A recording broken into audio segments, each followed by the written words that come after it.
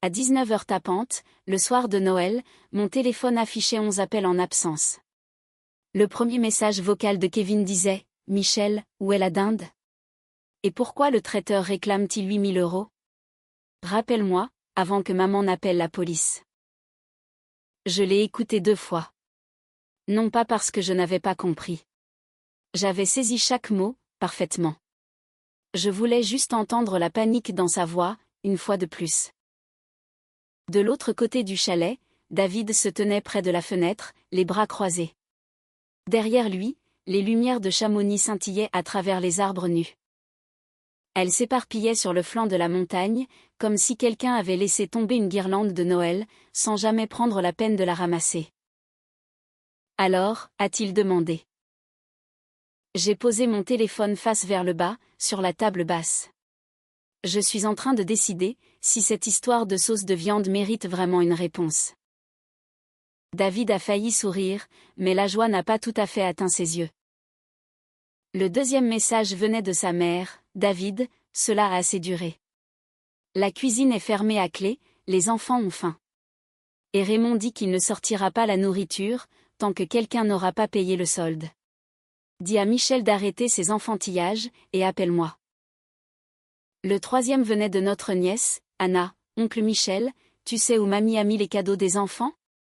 Elle dit que c'est toi qui les as. » Ce n'était pas moi. Je n'avais rien acheté cette année-là. Et c'était bien ça, le but. Pendant 17 ans, j'avais géré les fêtes de Noël pour la famille de David. Je dis bien gérer, pas simplement aider.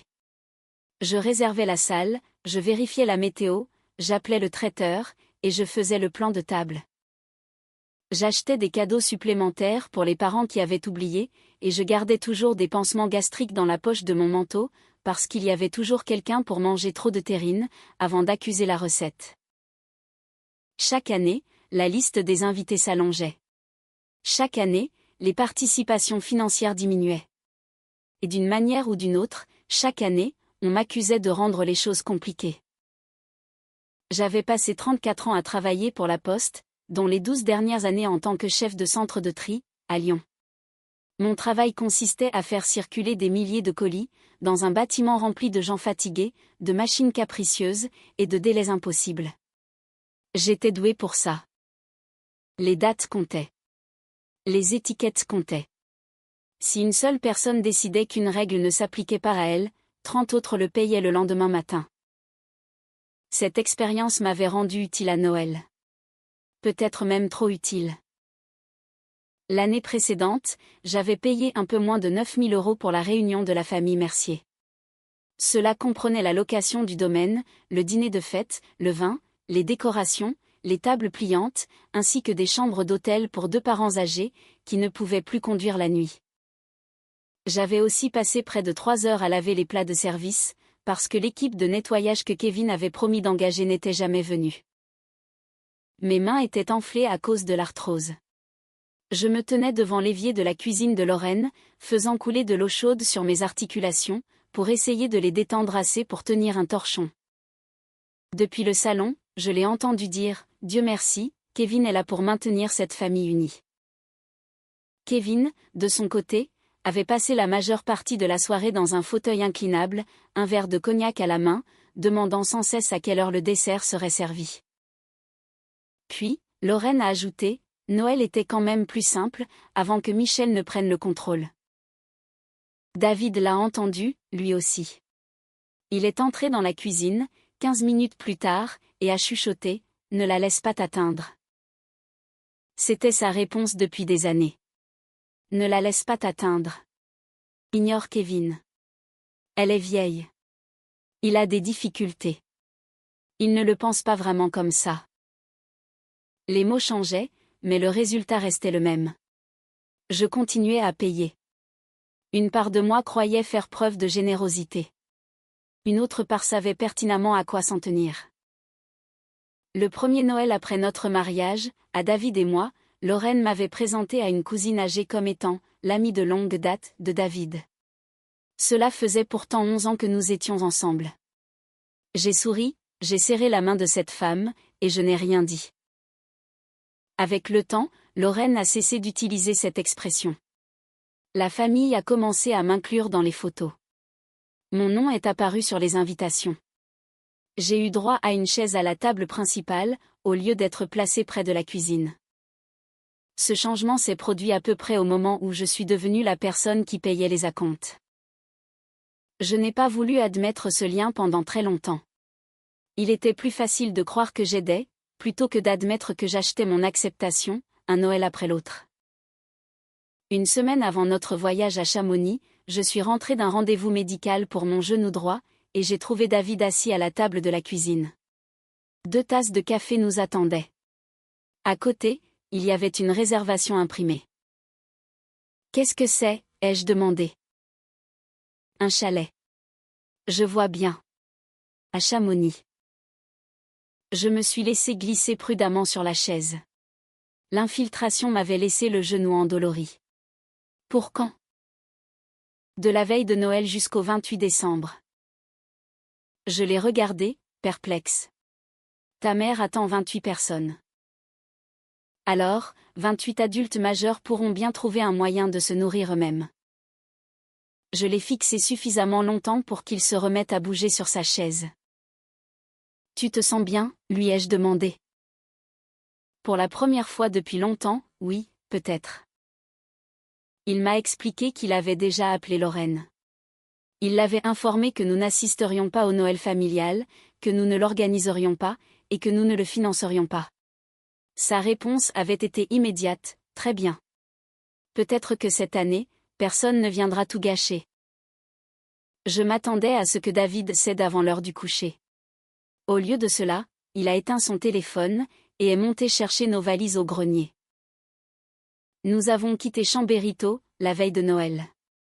La circulation était au ralenti en approchant de Chamonix, mais aucun de nous ne s'est plaint. Les vitrines brillaient de 1000 lumières blanches. Des familles, emmitouflées dans de lourds manteaux, se pressaient sur les trottoirs. À chaque carrefour, l'odeur du café, de la cannelle et des feux de bois se faufilait par les grilles d'aération de notre voiture. Arrivé au chalet, les marches en bois m'ont rappelé que mon genou avait 60 ans, même si le reste de mon corps en avait encore 59. David a porté les 2 valises. Ce soir-là, pendant qu'il défaisait les bagages, j'ai ouvert mon application bancaire. Mon pouce a hésité au-dessus du nom de Lorraine. David m'a vu. Non. Et s'ils avaient oublié quelque chose? Ils ont surtout oublié de t'apprécier. Ce n'est pas la même chose. Non, c'est juste plus cher. Il s'est assis à côté de moi, et m'a tendu un bloc-notes jaune. Dessus, il avait calculé l'estimation de 17 années de dépenses pour Noël. Le total, tout en bas, s'élevait à 58 730 €. Je l'ai regardé, choqué. Tu as fait le calcul. J'ai fini par ouvrir les yeux. Il y avait de la honte dans sa voix, et cela m'a perturbé bien plus que le chiffre lui-même. Le jour de Noël s'est déroulé dans le calme. Nous avons mangé des crêpes en ville, marché jusqu'à ce que mon genou commence à enfler, puis nous sommes rentrés au chalet avant la nuit. Nous avons dîné de simples sandwichs. Pas de plan de table à gérer, pas de course d'urgence au supermarché, pas de Kevin pour me demander si j'avais pensé à sa bouteille préférée. David s'est assis sur le tapis et a massé mon genou, pendant qu'un vieux film de Noël passait à la télévision. Pendant quelques heures, je me suis presque senti stupide d'avoir été inquiet. Puis, 19h a sonné. Après la plainte de Kevin concernant la sauce, et la menace de Lorraine d'appeler la police, un autre message est apparu. Celui-ci venait de Raymond Dubois, le propriétaire du domaine où les Mercier s'étaient réunis. Sa voix était étonnamment calme. « Monsieur Durand, je suis désolé de vous déranger le jour de Noël. Mais, je dois discuter avec vous de la caution personnelle que vous avez signée pour l'événement de ce soir. S'il vous plaît, appelez-moi dès que possible. » Le silence s'est abattu sur la pièce. J'ai regardé David. Je n'ai jamais signé de caution. Il a baissé les yeux. C'est à cet instant précis que j'ai compris que ce voyage n'était pas son seul secret. Après plusieurs secondes, il a lâché « J'ai trouvé le contrat la semaine dernière. » J'ai senti un froid glacial m'envahir la poitrine. Tu le savais? Je savais que si je te le disais, tu annulerais ce voyage, et que tu paierais à leur place. J'ai posé ma tasse de café, très lentement. Tu savais que quelqu'un avait falsifié ma signature, et tu n'as rien dit. David n'a pas répondu. Il n'en avait pas besoin. Je n'ai pas haussé le ton. Cela nous a surpris tous les deux. Je suis resté là, les mains enroulées autour de mon mug, à fixer David, tandis que le vieux film continuait de jouer derrière lui. À l'écran, une famille chantait autour d'un piano. Dans notre chalet, le seul bruit était le cliquetis du radiateur qui s'allumait. Tu as eu toute une semaine, ai-je dit. Je sais. Tu as dormi à mes côtés pendant cette nuit, en sachant que quelqu'un avait imité ma signature sur un contrat de 17 000 €. J'essayais de te faire quitter la ville, avant qu'ils ne te ramènent dans leur filet. Ce n'était pas à toi de prendre cette décision. David s'est frotté le visage à deux mains. Je savais très bien quelle décision tu aurais prise. Je me suis levé trop vite, et une douleur fulgurante a traversé mon genou droit. Je me suis rattrapé au bord de la table avant de perdre l'équilibre. Il s'est avancé vers moi. Ne t'approche pas. Il s'est figé.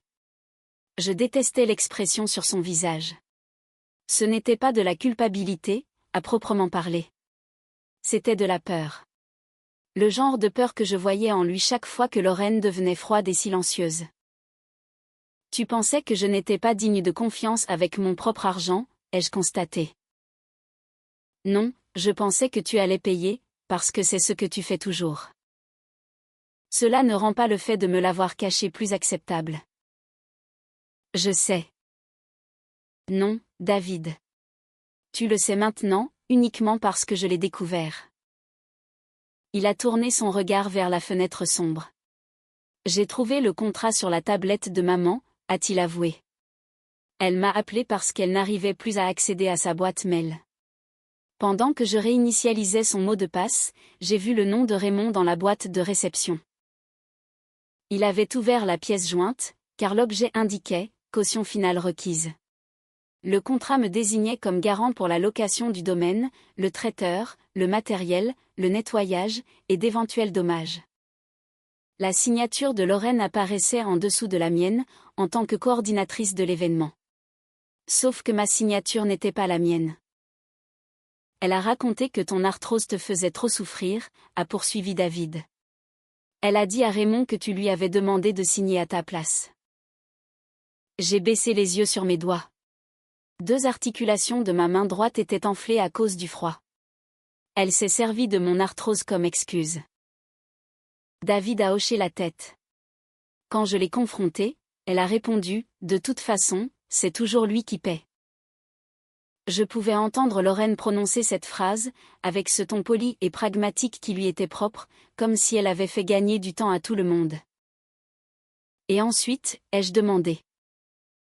Elle a affirmé qu'elle ne faisait que ce que tu aurais fait toi-même. Et quand je lui ai annoncé que j'allais tout te dire. David a hésité. Ce silence m'a fait comprendre que la suite était cruciale. Elle m'a dit, après tout ce que cette famille a accepté concernant ta vie privée, tu choisis de privilégier cet homme plutôt que ta propre mère.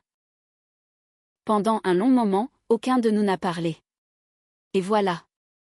C'était l'ancienne dette, celle qu'elle gardait précieusement cachée, jusqu'au jour où elle aurait besoin de la réclamer. David et moi étions mariés depuis 8 ans, et ensemble depuis 19 ans. Lorraine disait rarement des choses ouvertement cruelles, désormais. Elle n'en avait plus besoin. Elle était capable de prendre une seule phrase, de la déguiser en sacrifice, et de laisser David en porter le poids pendant des mois. Alors, tu as réservé le chalet, ai-je dit. Oui. Et tu as décidé que je n'avais pas besoin de savoir le reste. J'avais peur que tu appelles Raymond, que tu paies le solde, et que tu m'annonces que notre histoire était terminée. J'aurais très bien pu le faire. Et c'est bien ça qui me fait peur. J'ai pris mon oreiller sur le lit, et je l'ai emporté sur le canapé.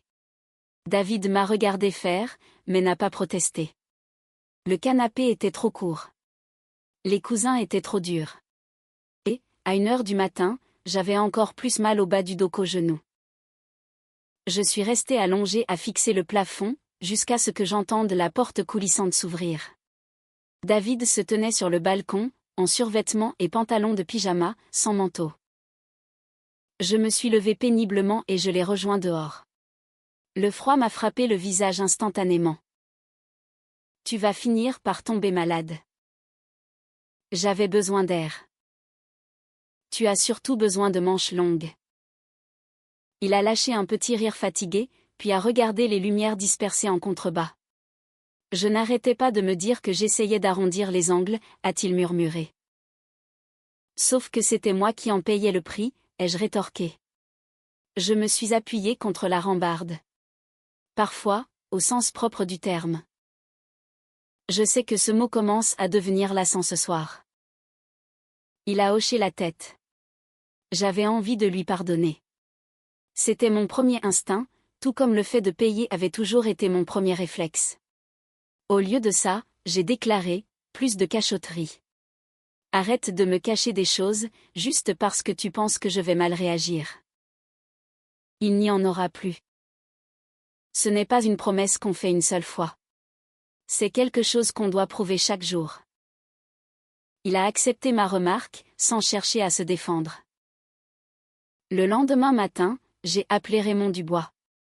Il a décroché à la 2e sonnerie. Monsieur Durand, Dieu merci. Avant d'aller plus loin, sachez que je n'ai absolument pas signé ce contrat. Il y a eu un long silence. Raymond m'a demandé mon adresse mail, et m'a envoyé le document pendant que nous étions encore en ligne. La signature ressemblait suffisamment à la mienne, pour que je comprenne pourquoi il l'avait accepté. Lorraine conservait des années de chèques annulés, d'anciens contrats de location, et des formulaires remplis de mon écriture. Raymond m'a expliqué qu'elle lui avait affirmé que mes mains étaient trop raides pour gérer la paperasse. Elle m'a également montré des copies de chèques des années précédentes, a-t-il ajouté. Je n'avais aucune raison de douter. Je comprends tout à fait pourquoi vous l'avez cru, mais je n'ai jamais autorisé cela. Son ton est passé de la défensive à l'inquiétude. L'obligation financière était bien pire que ce que j'avais imaginé. La location du domaine s'élevait à 6 800 €. Le traiteur revenait à 7 450 €. Ensuite, il y avait les frais de matériel, les frais de nettoyage, et d'éventuelles heures supplémentaires. Si personne ne paie, m'a prévenu Raymond, je serai obligé de poursuivre les personnes figurant sur l'accord. Vous devriez le faire. Mais pas moi. Après avoir raccroché, j'ai sauvegardé le contrat à 3 endroits différents. 34 années passées à la poste m'avaient appris que la panique rend les gens négligents. Pas les archives. J'ai appelé Émilie Rousseau, l'avocate de Lyon qui s'était occupée de nos testaments et de nos documents de retraite. Elle m'a écouté, sans m'interrompre une seule fois. N'accusez personne dans le groupe de discussion de la famille, a-t-elle conseillé. N'acceptez de payer quoi que ce soit. Envoyez un démenti écrit à Raymond. Sauvegardez chaque message. Téléchargez les relevés bancaires liés à tout compte utilisé pour ces fêtes. Et Michel ? Oui. Cela risque de prendre du temps. Ne vous attendez pas à ce que la banque ou la police règle ça d'ici mardi. Je suis à la retraite. J'ai le temps. Avoir du temps n'est pas la même chose qu'avoir de la patience. Elle me connaissait mieux que je ne voulais bien l'admettre. À midi, Lorraine m'avait laissé 3 messages vocaux. Dans le premier, elle affirmait que Kevin avait été humilié. Dans le deuxième, elle rappelait à David qu'il ne lui restait peut-être plus beaucoup de Noël à vivre. Dans le troisième, elle m'accusait d'avoir planifié tout ce désastre, parce que je détestais sa famille. Kevin m'a envoyé une facture intitulée Remboursement d'urgence pour Noël. Elle incluait 620 € de courses, 900 € pour un digi, 350 € pour des agréments émotionnels, et 74 € pour la fameuse sauce. Je l'ai fait suivre à Émilie. 5 minutes plus tard, Kevin m'a envoyé un SMS. Tu impliques sérieusement un avocat pour une histoire de sauce ? J'ai répondu, Veuillez envoyer toute documentation financière à mon avocate. Il a répliqué par une série de 6 points d'interrogation. L'après-midi même, des photos du dîner de Noël ont commencé à circuler sur Internet. Les enfants mangeaient des pizzas dans des assiettes en carton. Les chaises pliantes étaient toutes dépareillées. Lorraine était assise au bout d'une table, l'air épuisé, paraissant bien plus vieille que ses 81 ans. La voir ainsi m'a presque brisé le cœur. J'ai ouvert mon application bancaire. David s'est assis à côté de moi. Est-ce que payer changerait ce qu'elle a fait, m'a-t-il demandé. Non. Est-ce que ça l'arrêterait l'année prochaine? J'ai regardé le bouton de virement. Non. J'ai fermé l'application. 1 heure plus tard, Patricia a appelé. Sa voix était à peine plus forte qu'un murmure. Michel. Maman et Kevin racontent à tout le monde que tu as vidé le fonds de solidarité de la famille Mercier. Je n'y ai pas touché. C'est bien ce que je pensais. Je me suis connectée au compte, tout en la gardant en ligne. Je l'avais ouvert il y a des années, pour que les proches puissent contribuer aux dépenses des fêtes. Lorraine était co-signataire autorisée, pour de petits paiements aux fournisseurs. Le solde aurait dû tourner autour de 12 000 €. Il affichait 7 126 €. J'ai fixé ce chiffre jusqu'à ce que l'écran de mon téléphone s'assombrisse. Ce soir-là, je me suis installée à la table du chalet pour éplucher d'anciens relevés bancaires. Mes doigts étaient si raides que séparer les pages me faisait mal. Il y avait un virement de 8 900 € vers l'entreprise de pose de parquet de Kevin, des paiements pour la carte de crédit de Lorraine, un acompte pour une séance photo de famille, et plusieurs chèques à l'ordre de Kevin, pour de vagues services événementiels. Puis, j'ai trouvé un bordereau de retrait scanné. Mon nom y figurait. Ma signature aussi. Sauf que je ne l'avais jamais signé. David s'est penché par-dessus mon épaule. Maman n'aurait jamais pu imiter ça aussi bien. J'ai repensé aux vieux chèques et contrats que Lorraine avait conservés toutes ces années. Non, ai-je dit. Mais Kevin, oui. C'est à cet instant que j'ai compris. Ce n'était pas seulement une famille profitant de la personne qui payait toujours. Quelqu'un avait passé des mois à fabriquer de faux documents, conçus pour faire croire que j'avais donné mon accord. Le trajet de retour vers Chambéry m'a paru beaucoup plus long que l'aller. Aucun de nous n'a beaucoup parlé. Les montagnes étaient magnifiques, avec ce calme grisâtre qu'elles prennent souvent après Noël. Les arbres nus couvraient les crêtes, et de petites volutes de brouillard dérivaient à travers les vallées. La plupart des gens auraient trouvé cela paisible. Moi, je n'arrêtais pas de penser aux signatures falsifiées, aux factures douteuses, et au fait que quelqu'un avait passé des mois à monter un dossier, capable de me laisser cribler de dettes que je n'avais jamais acceptées. Mon genou droit s'est ankylosé à force de rester assis. À chaque ralentissement de la circulation, j'étirais un peu ma jambe. David l'a remarqué. Tu veux que je conduise? Tu conduis déjà. Il a souri, sans quitter la route des yeux. Je voulais dire, quand on sera rentré. Je survivrai. Aucun de nous n'a reparlé de notre dispute au chalet. Non pas parce qu'elle était réglée. Mais parce que nous savions tous les deux qu'elle ne l'était pas.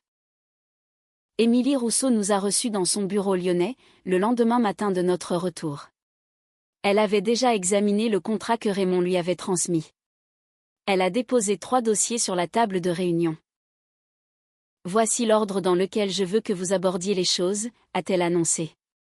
Elle a tapoté le premier dossier. Faux et usage de faux. Le deuxième, retrait suspect. Le troisième, accusation publique. J'ai apprécié sa façon de parler avec franchise. Pas de jargon juridique inutile, pas de discours dramatique. Elle nous expliquait simplement la réalité. Certains retraits risquent d'être difficiles à récupérer, a-t-elle précisé, car Lorraine était signataire autorisée sur le compte. Exactement. Donc, elle peut vider le compte en toute impunité? Non. Émilie a croisé les mains. Être signataire autorisé permet d'accéder au fonds. Cela ne donne pas pour autant la permission de mentir sur la raison du retrait, ni de soumettre de fausses factures a posteriori. C'est là que la situation change. Donc, je ne récupérerai peut-être pas chaque euro. C'est fort probable. J'ai hoché la tête. Curieusement, entendre la vérité m'a apaisée. Elle ne me promettait pas de miracle. Elle me préparait simplement à un long combat.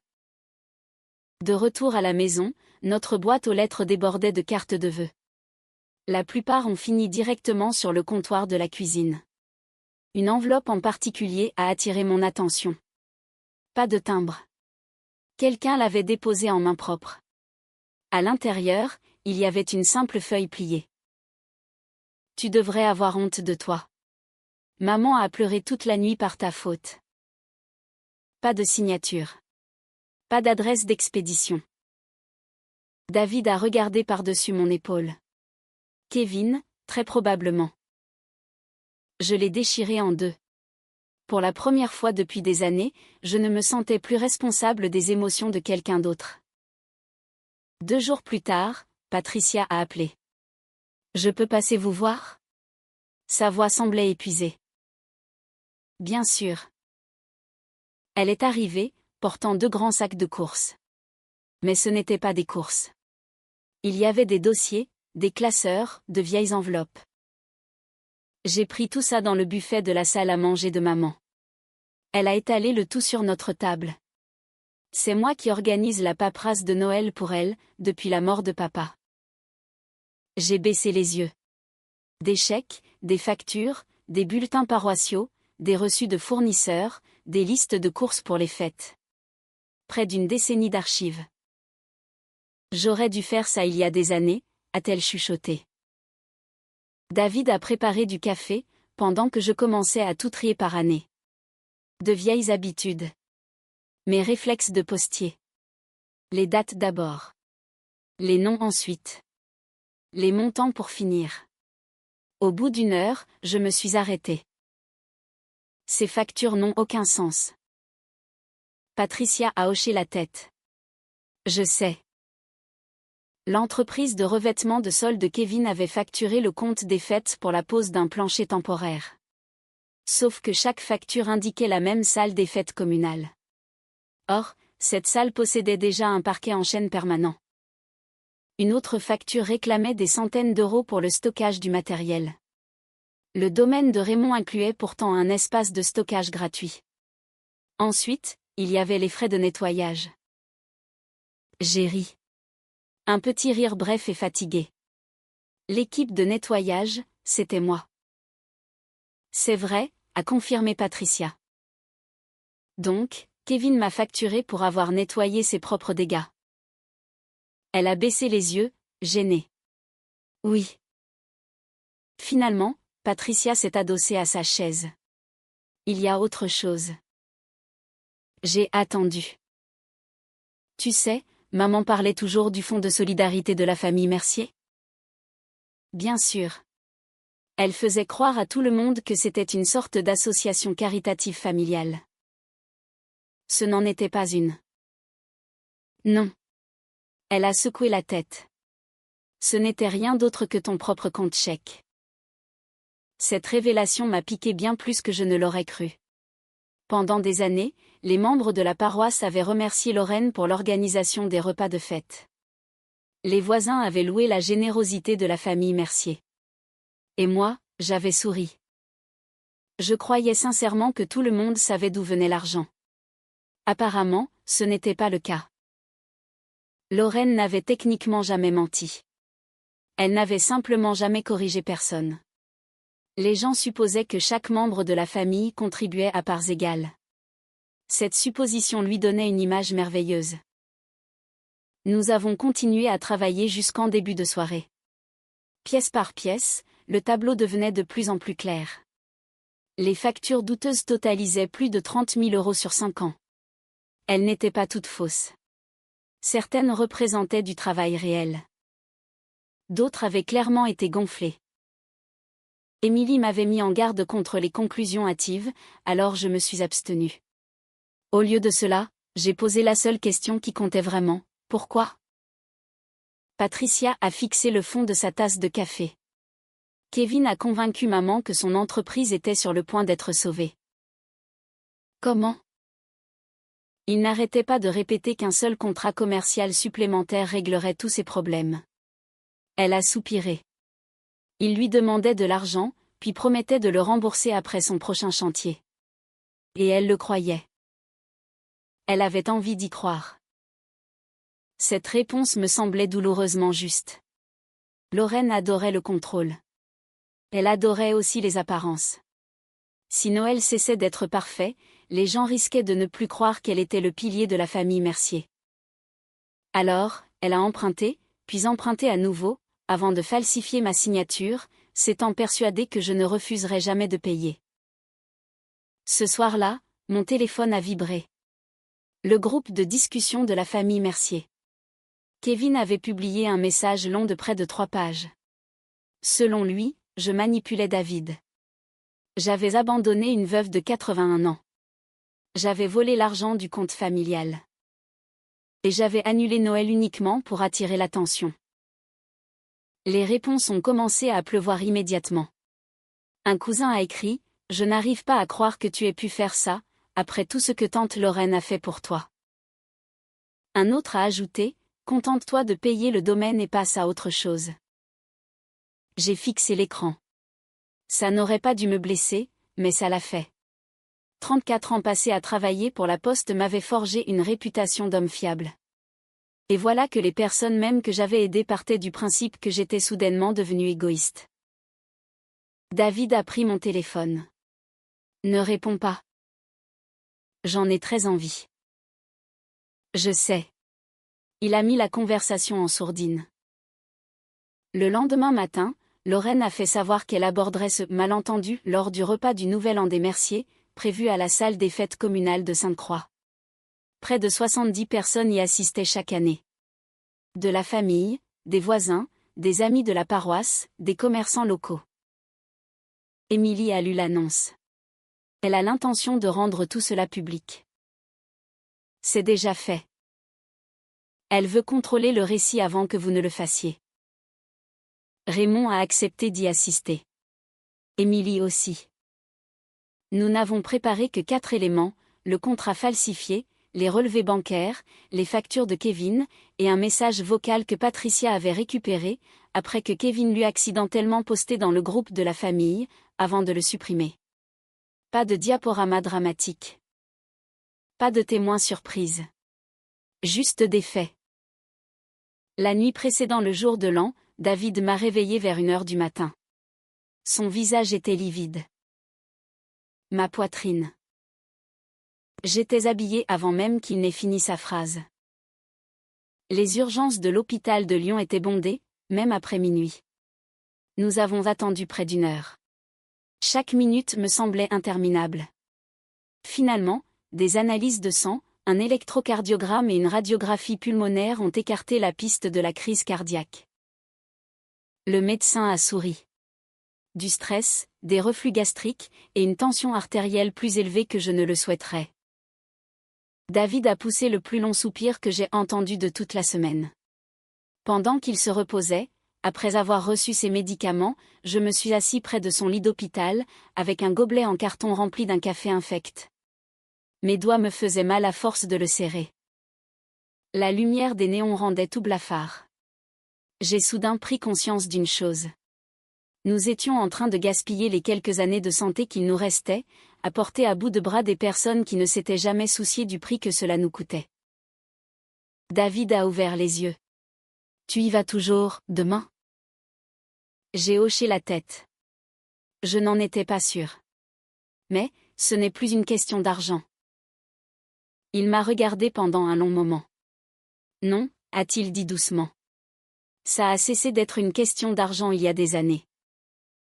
La matinée du Nouvel An s'est levée, froide et dégagée. Alors que j'attrapais ma canne pliante près de la porte d'entrée, mon téléphone a sonné. C'était Patricia. Il faut que tu saches quelque chose, avant d'arriver. Qu'est-ce qu'il y a? Kevin raconte à tout le monde que tu harcèles maman. J'ai fermé les yeux. Autre chose? Oui. Elle a hésité. Il a demandé la présence d'un gendarme. Pourquoi faire?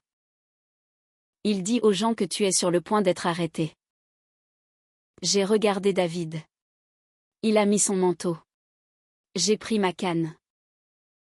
Si Kevin veut raconter l'histoire en premier, ai-je dit, nous avons intérêt à arriver avant qu'il n'ait terminé. Lorsque David et moi sommes entrés dans le parking de la salle de Sainte-Croix, il était un peu plus de 10h30. Le parking était presque plein, des camionnettes, des SUV, et quelques Peugeot ou Renault d'époque, qui appartenaient probablement aux mêmes familles depuis 20 ans. J'ai pris une grande inspiration avant d'ouvrir la portière passager. L'air glacial m'a immédiatement mordu le visage. Mon genou a grincé à la seconde où je me suis levé.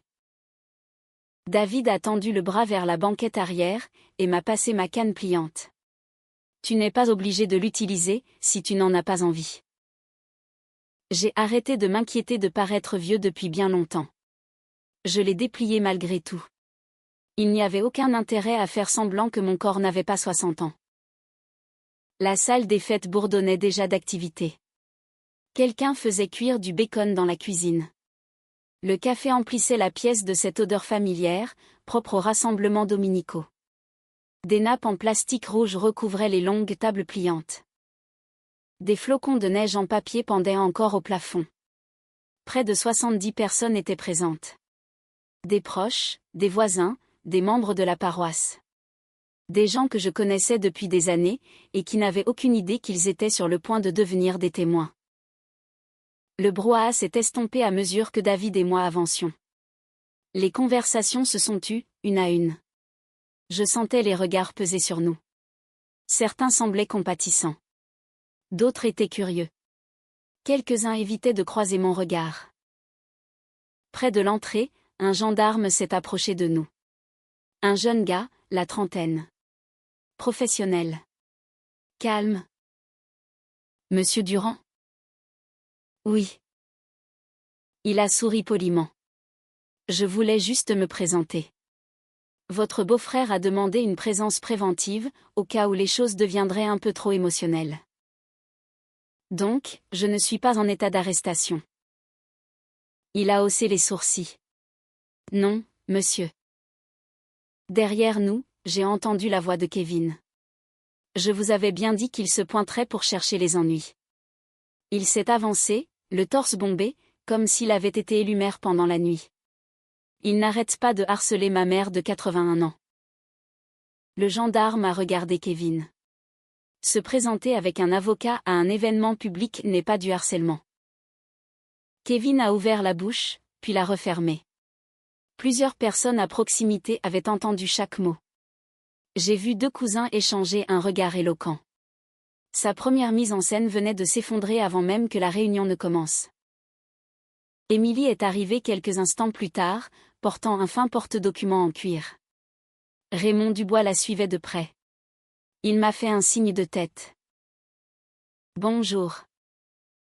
Bonjour. Aucun de nous n'a souri. Nous aurions tous les deux préféré être n'importe où ailleurs.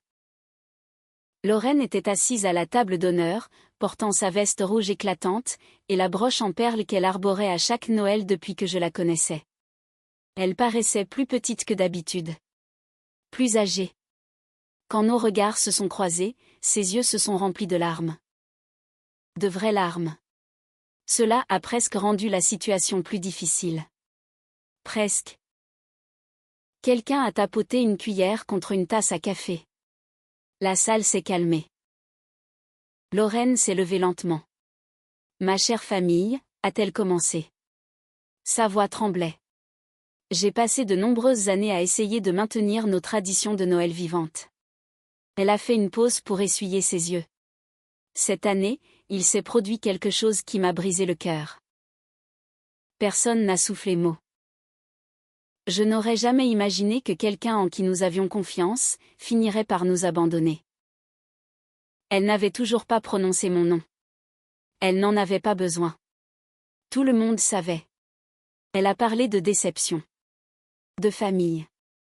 De la difficulté qu'elle avait eue à expliquer à des enfants affamés, pourquoi le repas de Noël tombait à l'eau. Puis, Elle s'est rassise.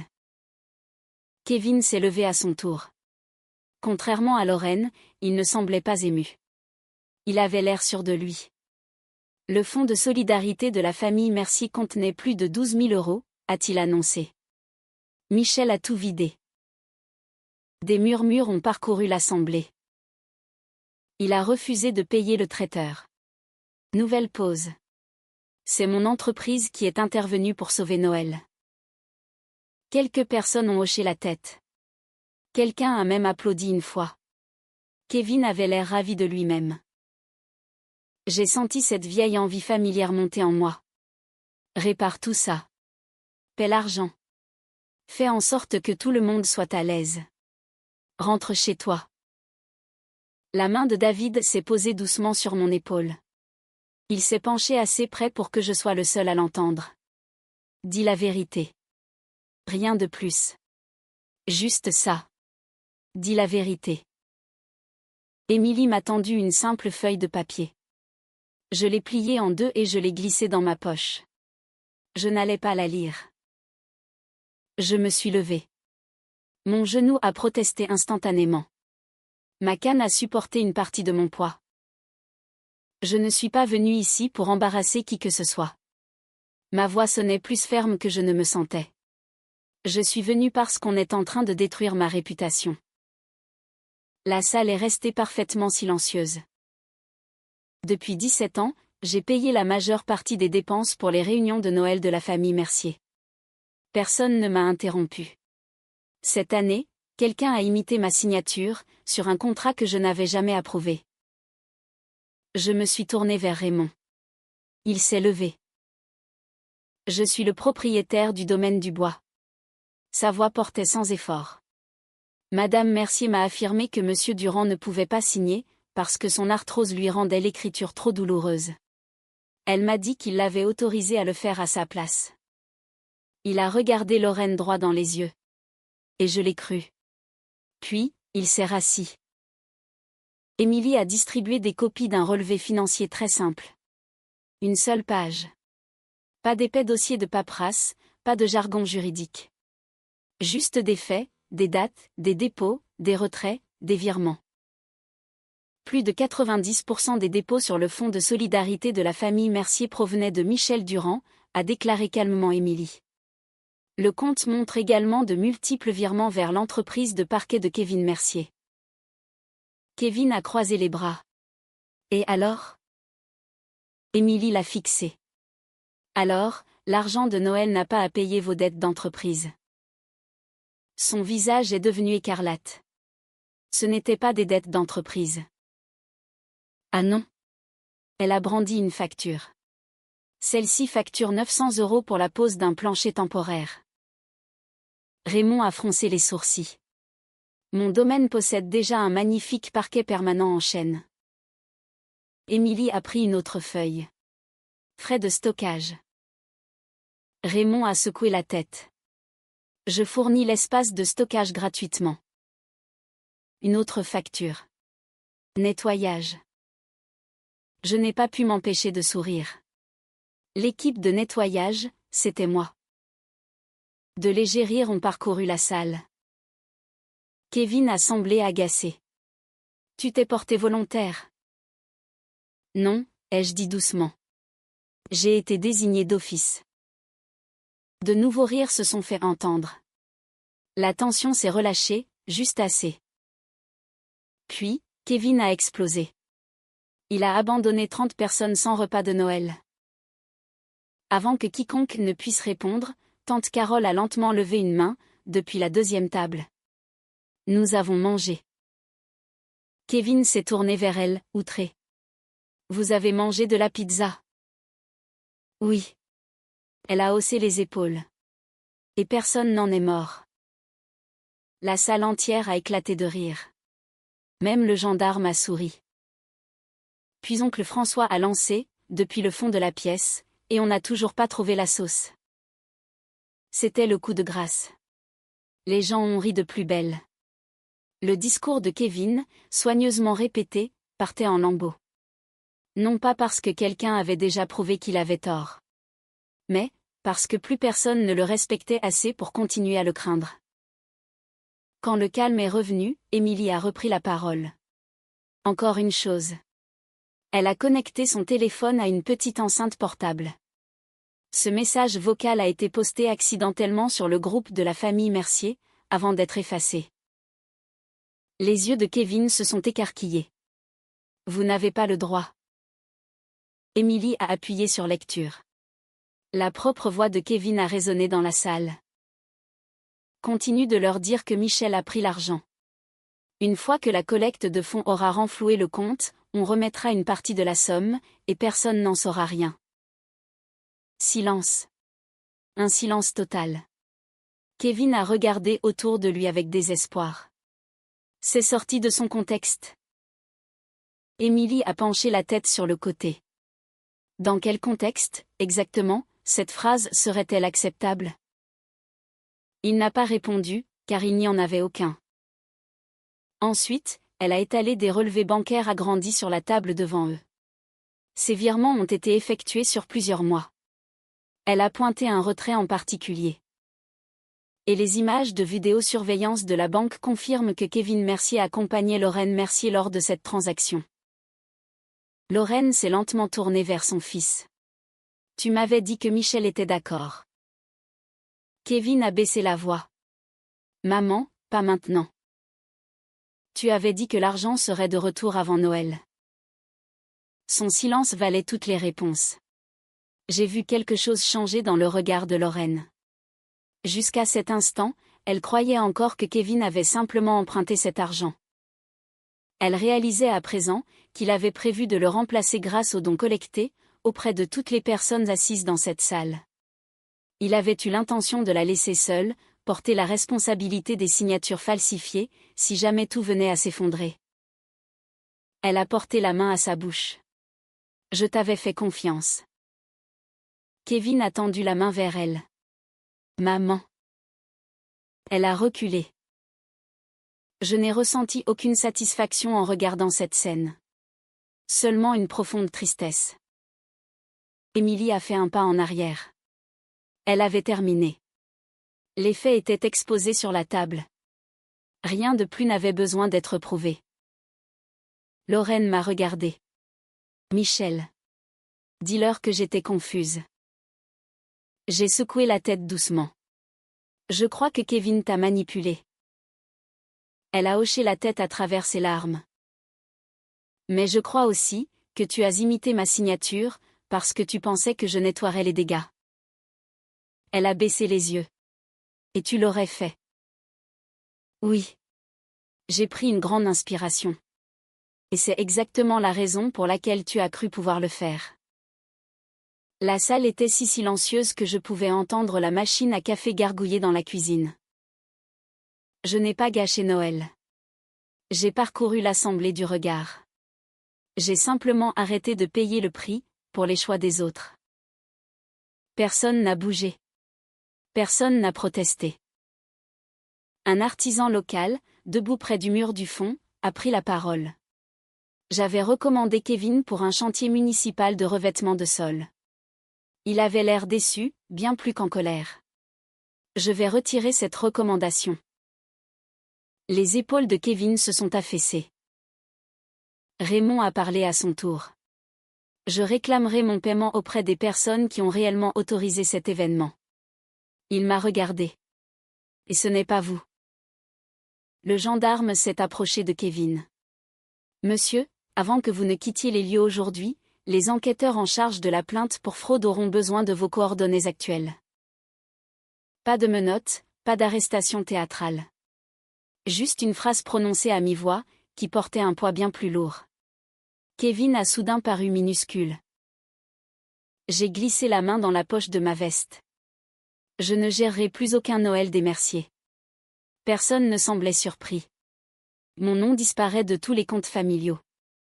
J'ai regardé Lorraine. Si tu as besoin d'aide financière un jour, demande-le honnêtement.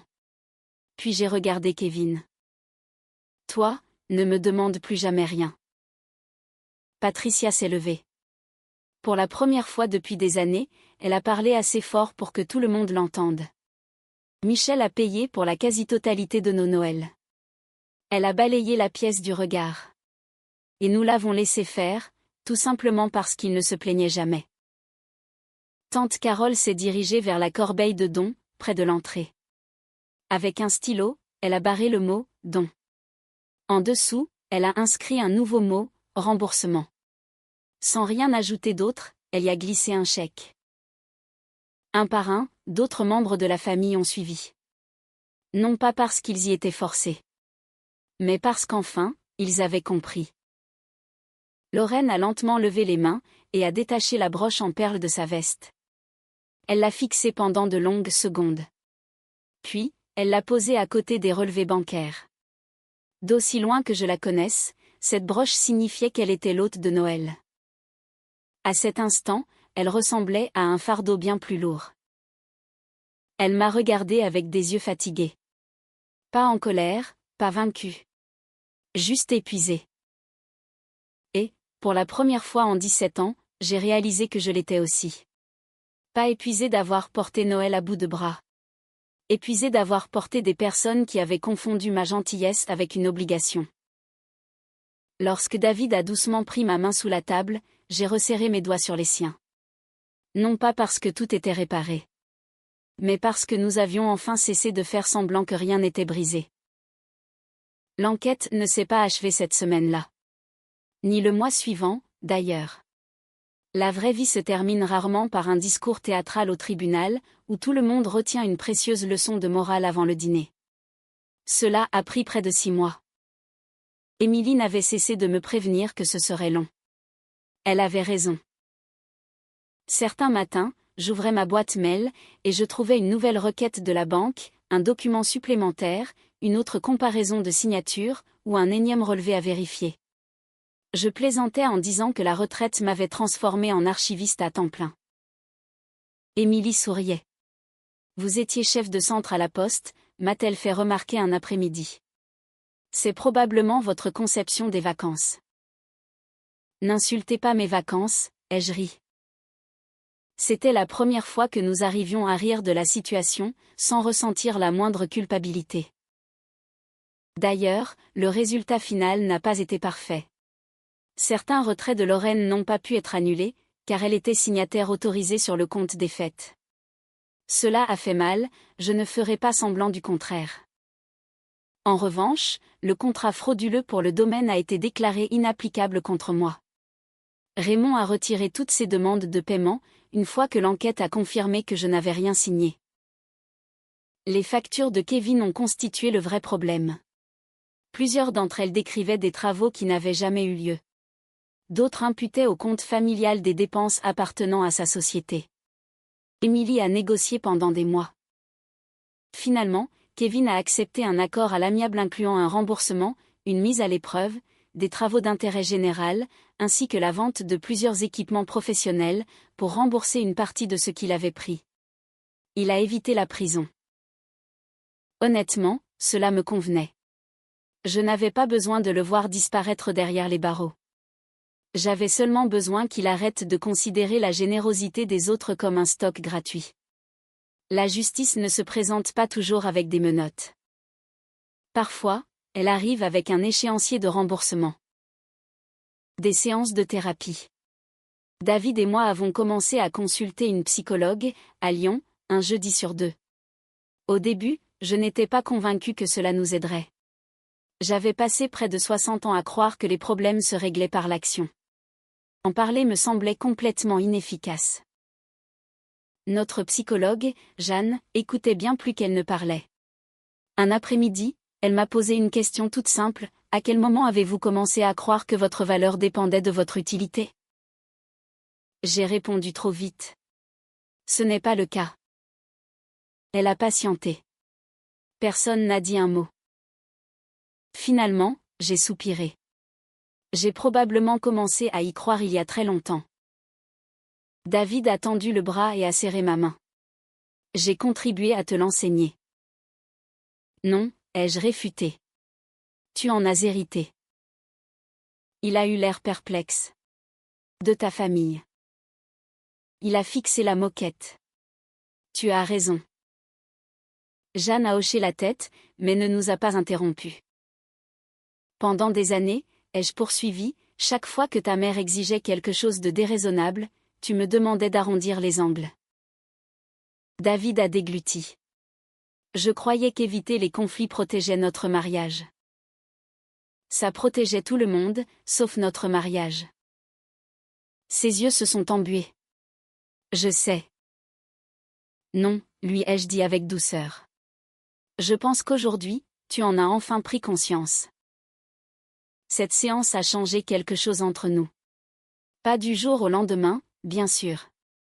La confiance ne se reconstruit pas en un seul après-midi. Mais après cela, David a cessé de me demander de tolérer l'intolérable, simplement parce que la confrontation le mettait mal à l'aise. Et j'ai arrêté de confondre le silence avec la gentillesse.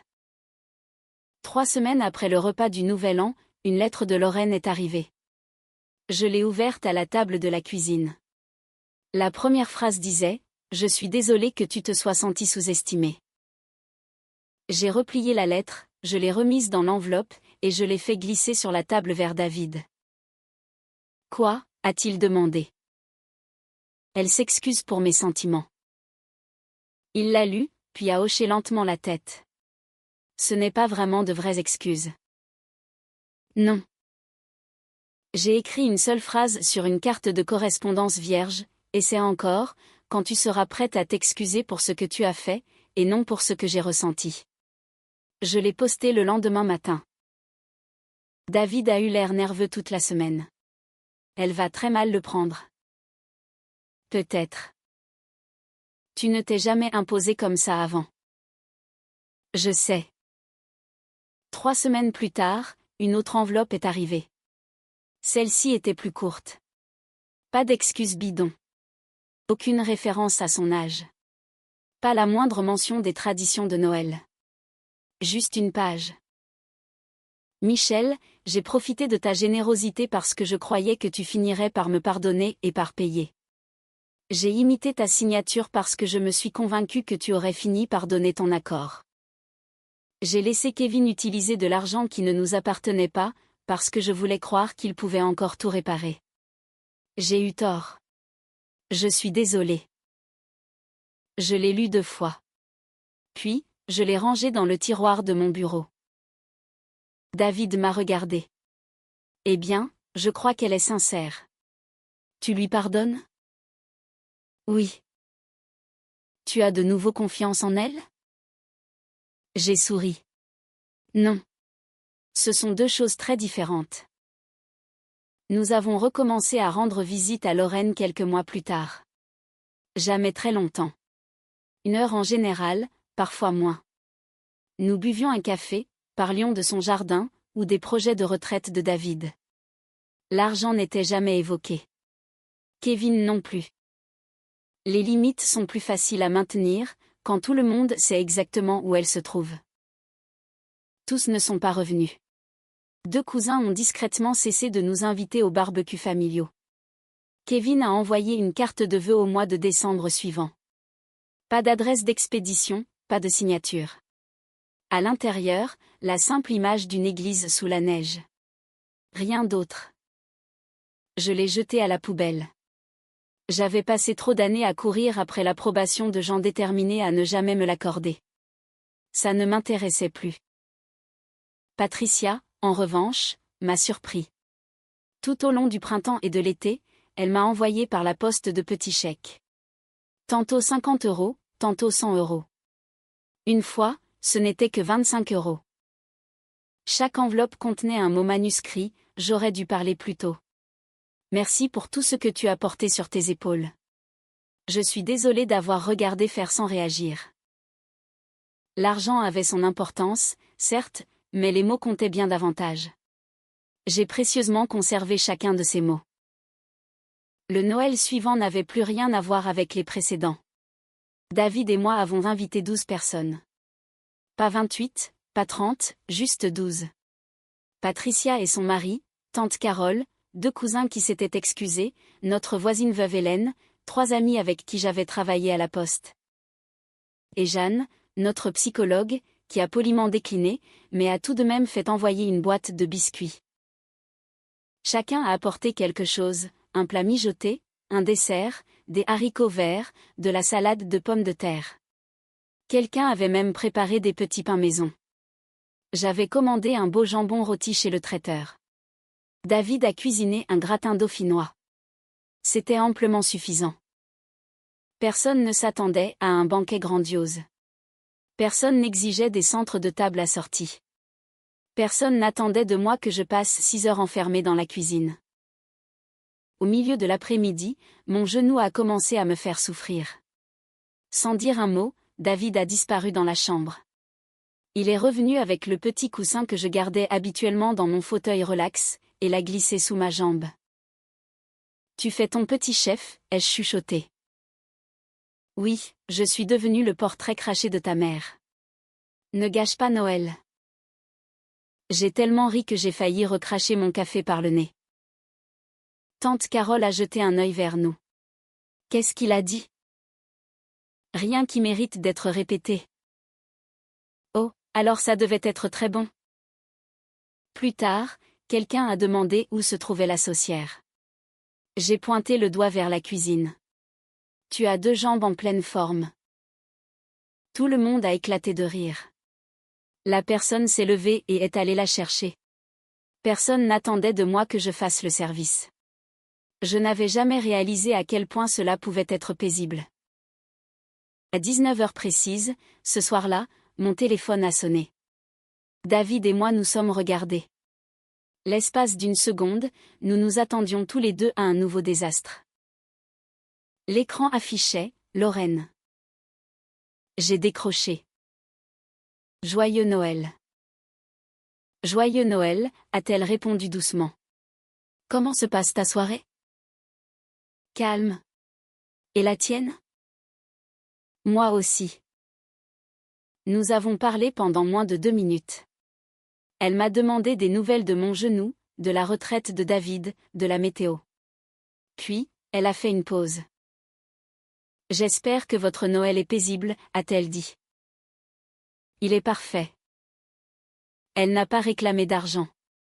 Elle ne m'a pas demandé d'organiser le repas de Pâques.